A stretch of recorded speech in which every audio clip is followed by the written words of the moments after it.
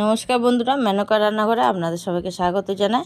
তো বন্ধুরা, সবাই কেমন আছে? আশা করি সবাই খুবই ভালো আছো। আমরাও সবাই খুবই ভালো আছি বন্ধুরা। তো আমি আজকে একটা নতুন রেসিপি নিয়ে চলে এসেছি, নিরামিষি পটলের ডালনা। তো কীভাবে বানাচ্ছি আপনাদের সাথে শেয়ার করছি।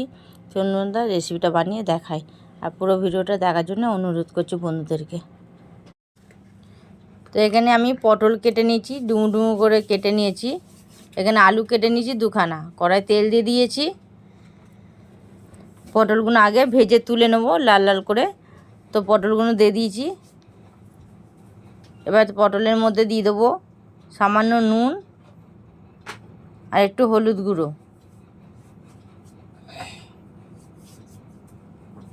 হলুদ গুঁড়ো দিয়ে ভালো করে নাড়ি চাড়িয়ে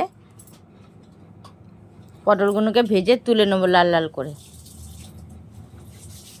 আলু পটলের ডালনাটা দারুণ হয়। নিরামিষি আলু পটলের ডালনাটা খেতে খুবই ভালো লাগে। রুটি পরোটা যার সঙ্গে বলবেন তার সঙ্গে এটা ভালো লাগবে। তো দেখুন আমার পটলগুলো ভাজা হয়ে গেছে। এবার এগুলোকে আমি তুলে নেব। তো তুলে নিয়েছি। এবার আলুগুলো দিয়ে দিয়েছি কড়ার মধ্যে। আলুগুলো লাল লাল করে ভেজে তুলে নেব। একটু নুন হলুদ দিয়ে লাল লাল করে ভেজে তুলে নেব। তো আলু তুলে নিচ্ছি। এবার আমি কড়ার মধ্যে দুটো শুকনো লঙ্কা, কালো সাদা জিরে আর কুমড়ো, ডুমডু করে কুমড়ো কেটে রেখেছিলাম, কুমড়ো দিয়ে দিলাম। দিয়ে ভালো করে নাড়াচাড়া করে নিচ্ছি উল্টে পাল্টে। এভাবে নাড়াচাড়া করে নিচ্ছি।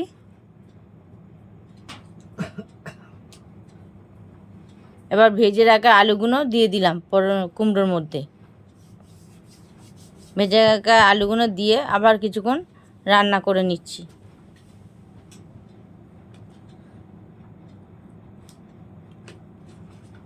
এবার এর মধ্যে সামান্য একটু আদা ঘষে নিয়েছি আমি, আপনারা চাইলে বেটেও নিতে পারেন। তো আমি ঘষে নিয়েছি আদাটা, দিয়ে আবার কিছুক্ষণ এইভাবে রান্না করে নিচ্ছি।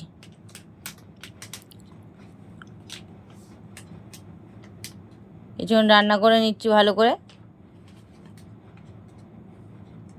এবার এর মধ্যে দিয়ে দিলাম নুন,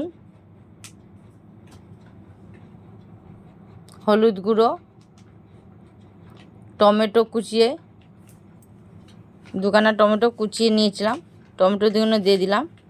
দিয়ে আবার কিছুক্ষণ রান্না করছি, এমনি করে নাড়াচাড়া করে কষে নিচ্ছি।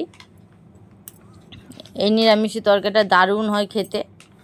তো ধনে দিয়ে দিলাম, ধনে গুঁড়ো, জিরে গুঁড়ো,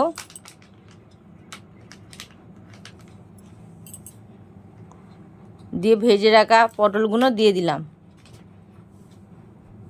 দিয়ে আবার কিছুক্ষণ এইভাবে কষে নিচ্ছি।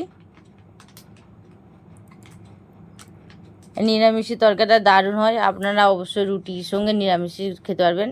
তো আমি এখানে ছোলাগুলো আগে থেকে ভিজিয়ে রেখে সিদ্ধ করে নিয়েছিলাম নুন দিয়ে। তো ছোলাগুলো দিয়ে দিলাম। এভাবে ছোলা দিয়ে আপনারা করে দেখবেন, আলু পটলের ডালনাটা দারুণ লাগবে খেতে। রুটি পরোটার সঙ্গেও খুবই ভালো লাগবে। তো এটা দিয়ে এবার কিছুক্ষণ রান্না করে নিচ্ছি, কষে নিলাম। এবার হালকা করে পরিমাণ মতন জল দিয়ে দিলাম, খুব বেশি জল দেবো না। তো এটা সবই ভাজা আছে, সেই জন্য আমি খুব বেশি জল দিলাম না। এবার ঢাকা দিয়ে এটাকে রান্না করে নেব।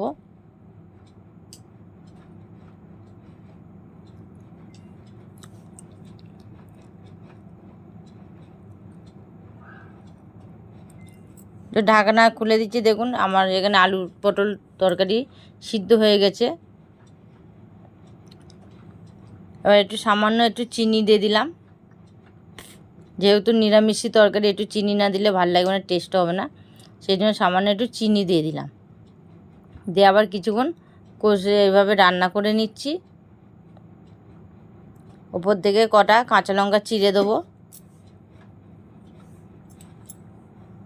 তো কটা কাঁচা লঙ্কা দিয়ে দিচ্ছি, এখানটা নাড়াচাড়া করে নিলাম।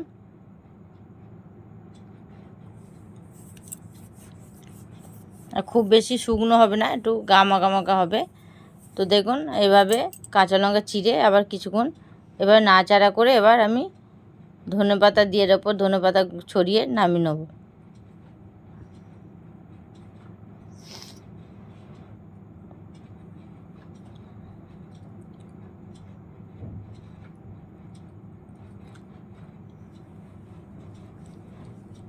দিয়ে এবারে ওপর থেকে ধনেপাতা ছড়িয়ে দিচ্ছি।